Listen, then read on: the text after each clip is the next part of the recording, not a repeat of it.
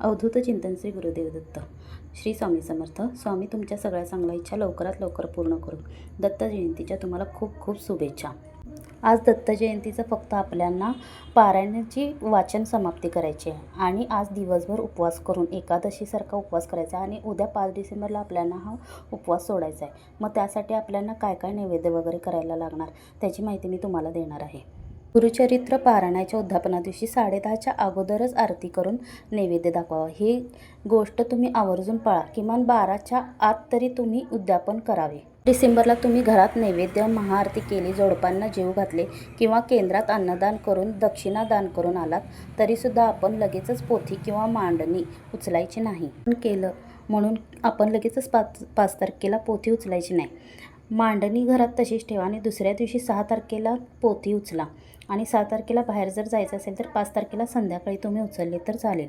उद्यापन करत असताना दत्त महाराजांना आणि स्वामी महाराजांना नाक घासून त्रिवार मुजरा करून हात जोडून कान पकडून क्षमा याचना करायची. बघा, दत्त महाराज, स्वामी महाराज, तुम्हीच माझ्याकडून हे पारायण करून घेतलं किंवा निर्विघ्नपणे हे पूर्ण करून घेतले, यासाठी मी तुमचे खूप खूप धन्यवाद किंवा हे पारायण पूर्ण करून घेतल्याबद्दल खूप खूप आभार मानून महाराजांना एकच विनंती करायची की हे पारायण करत असताना माझ्याकडून काही जर चूक झाली असेल तर मला तुम्ही क्षमा करा. आणि क्षमा याचना तुम्ही हे ऐकू पण शकता आणि रात्री तुम्ही विष्णू सहस्त्रनाम पण ऐकत असताल. हे चूक आपलीकडून काही जर चूक झाली असेल तर त्यासाठी आपली क्षमा मागण्यासाठी हे आपण ऐकत असतो. क्षमा याचना प्रार्थना करून झाल्यानंतर आपल्याला ग्रंथ 3 वेळा उचलून 3 वेळा खाली ठेवायचा आहे आणि त्यानंतर मग तोच ग्रंथ तसाच डोक्यावरती ठेवून महाराजांना प्रार्थना करायची. पोथी उचलल्यानंतर पहिल्यांदा छातीजवळ घ्यायची आणि त्यानंतर मग आपल्याला डोक्यावर ठेवायची आणि डोक्यावर ठेवल्यानंतर जय जयकार करायचा आणि मगच खाली ठेवायची आणि जय जयकार 3 वेळा करायचा.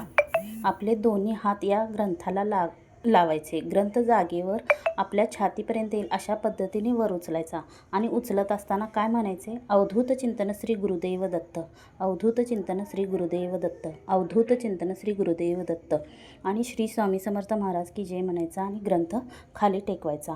परत ग्रंथ उचलताना बोलायचे अवधूत चिंतन श्री गुरुदेव दत्त. परत 3ऱ्या वेळेस ग्रंथ उचलायचा. सेम याच पद्धतीने म्हणायचं. ग्रंथ आपल्या डोक्यावर ठेवायचा.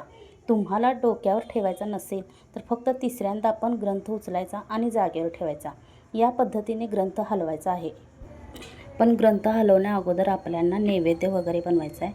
मग तो पुरणाचा नैवेद्य बनवा. अगर तुम्ही चपाती, वरण, भात आणि घेवड्याची भाजी जी दत्त महाराजांना खूप आवडते आणि शिरा वगैरे करून तुम्ही नैवेद्य दाखवू शकता. साधं सिंपल जरी जेवण बनवलं आणि नैवेद्य दाखवला तरी तुम्ही चालेल.